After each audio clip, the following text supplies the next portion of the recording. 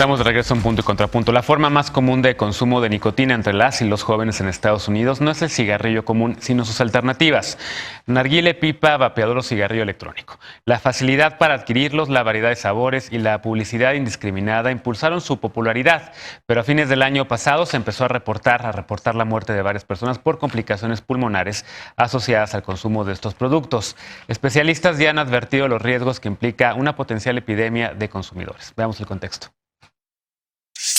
En su informe 2019 sobre el consumo de tabaco, la Organización Mundial de la Salud calificó como alarmante el uso de sustitutos de tabaco entre los jóvenes hasta el punto de considerarlo una epidemia. Para las autoridades estadounidenses, la popularidad de los cigarrillos electrónicos, principalmente entre las personas jóvenes, se debe a la facilidad con la que se pueden obtener, la variedad de sabores y la creencia de que son más seguros que los cigarrillos tradicionales.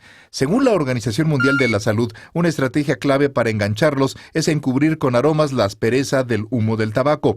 Su consumo, según la Administración de Alimentos y Medicamentos, la FDA, ha generado una serie de problemas de salud como el riesgo de adicción a la nicotina, daño cerebral y efectos adversos por la exposición a productos químicos asociados. Además, quienes usan cigarrillos electrónicos tienen más probabilidades de transitar a los convencionales. Desde 2016, en Estados Unidos, los cigarrillos con batería están sujetos a las mismas regulaciones que el tabaco. Esta semana, la Cámara de Representantes aprobó un proyecto de ley que prohíbe parcialmente los productos de tabaco con sabor, incluidos los cigarrillos mentolados, los aromatizados y el tabaco sin humo. Aunque se prevé que el Senado no avale la iniciativa, la Asociación Nacional de Tiendas Departamentales de Estados Unidos advirtió que la prohibición podría crear un mercado negro. Los productos de tabaco con sabor representan el 86% de las ventas de tabaco sin humo y los cigarros con sabor el 50% de las ventas de tabaco. Punto y contrapunto. Bueno, ahí seguimos con la discusión precisamente sobre los efectos que tienen estos vaporizadores, estos cigarrillos electrónicos. Decías, doctor, antes de irnos al corte, que la nicotina es muy tóxica. Te quería contestar por allá, Jorge Andrés Castañeda. Bueno, más allá de, obviamente es tóxica la nicotina como cualquier sustancia que consumimos, pero sí me gustaría resaltar las siguientes estadísticas de reemplazo. En el Reino Unido, que ha seguido una política activa de reemplazo para que los fumadores pasen a consumir alternativas al cigarro, ha caído en 25% el uso del cigarro, pasaba de 20 a 15, esa diferencia de 5 es de 25%. ¿Cuánto el uso de vapeadores? Por el uso de vapeadores y otras regulaciones. Y en Japón, desde antes. Bueno, pero no bajó es por los vapeadores. De 20 bajó a 15. A 15. Y en Japón, a partir del 2015, que se empezaron que fue disponible, sobre todo los reemplazos de calentamiento de cigarro, más que los vapeadores, hay una caída del 10% anual del consumo, de la incidencia de consumo de cigarro, que es gigantesca y sobre todo en un país que tenía un problema de salud pública muy importante de consumo de tabaco. Entonces, sí ayudan en algunas medidas estos productos, estas alternativas, para dejar de fumar. El ejemplo del Reino Unido, de las personas que ya están enfermas por fumar, pero son adictas a la nicotina. Como alguien puede ser adicto a cualquier sustancia, no hay que criminalizarlos, no hay que estigmatizarlos, hay que darles alternativas.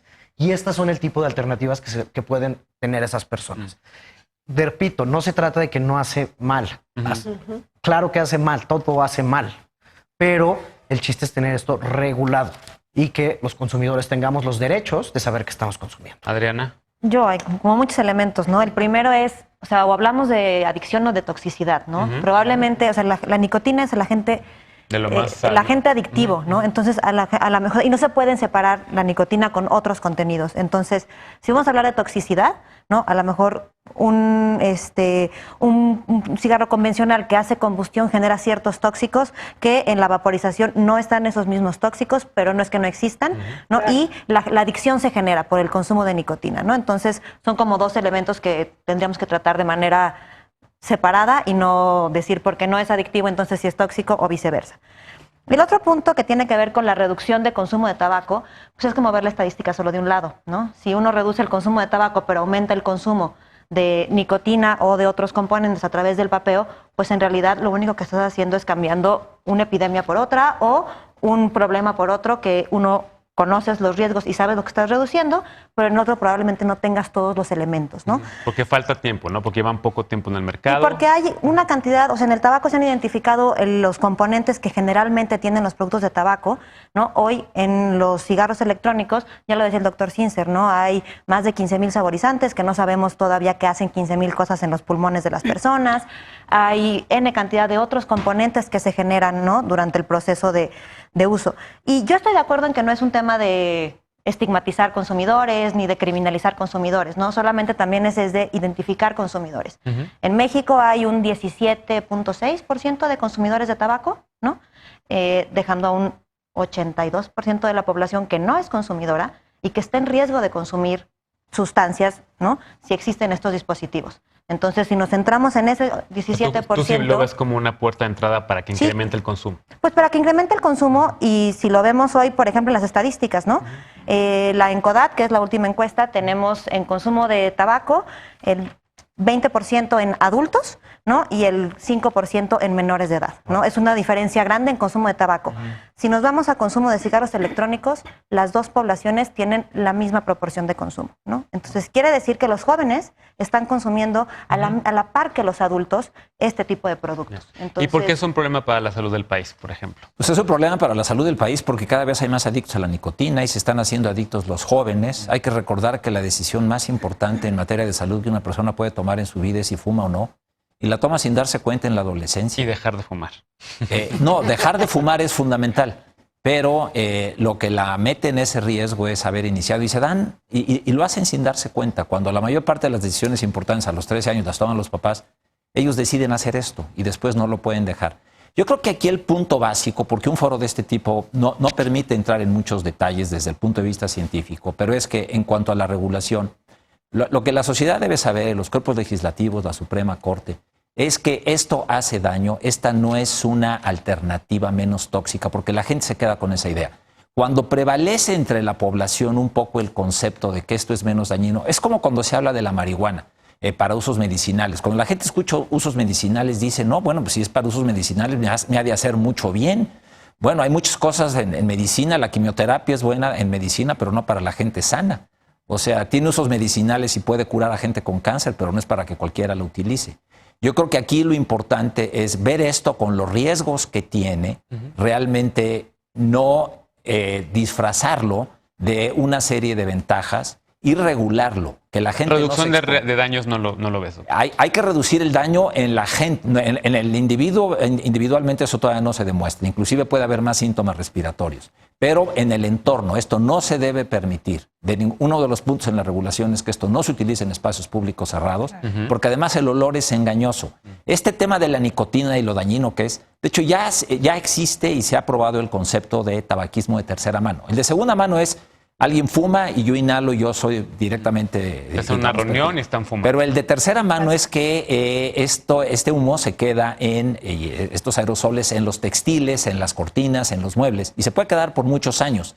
Y la nicotina en estos textiles interactúa con el medio ambiente, sobre todo, por ejemplo, en cocinas, en lugares donde hay cocción, y produce otro tipo de cancerígenos.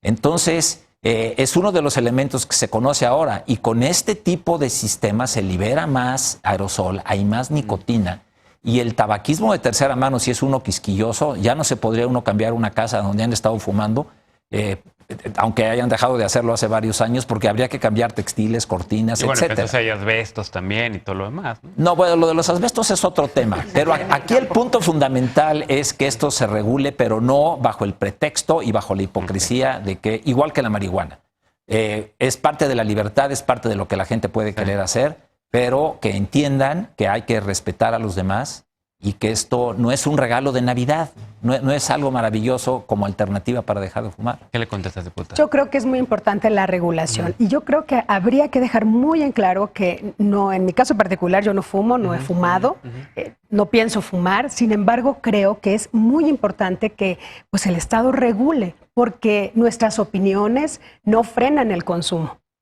por más que podamos tener argumentos de todo tipo, científico, técnico, debe de haber una regulación, porque ahorita estamos discutiendo aquí, pero allá afuera hay un mercado negro que es muy grave. Y cuando hablamos de los dispositivos, bueno, justamente el año pasado, esta crisis que se dio en Estados Unidos, que se identificó los componentes, el famoso tetrahidrocannabinol, el THC y el acetato de vitamina E. Por eso hemos presentado esta iniciativa para reformar la Ley General para el control del tabaco, en donde ya se han dicho aquí las necesidades. Y esta iniciativa, de verdad, lo hacemos con ese objetivo de regular la elaboración, la distribución, la comercialización, de proteger el interés superior de los niños, niñas y adolescentes, restringir la publicidad, por supuesto. Que ahorita hay un vacío legal, uno ve publicidad de estos vapeadores. El peor escenario posible es la no regulación, porque ahí están la oferta y la demanda haciendo su trabajo, mientras que el Estado, bueno, parece que nomás observa. Entonces, en ese sentido, nosotros no queremos ser omisos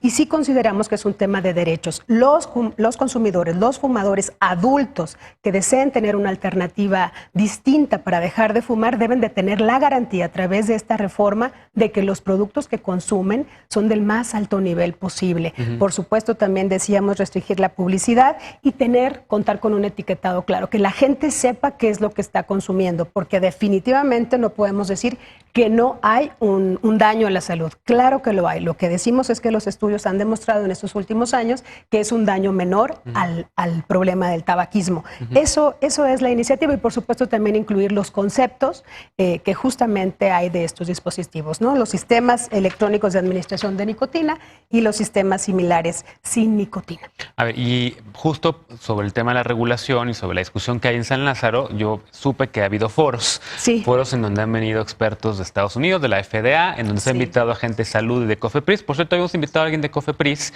nos dijeron que sí venían y luego cancelaron y me dicen que no están saliendo los de Cofepris a debatir estos temas. Qué bueno que de salud sí viene gente.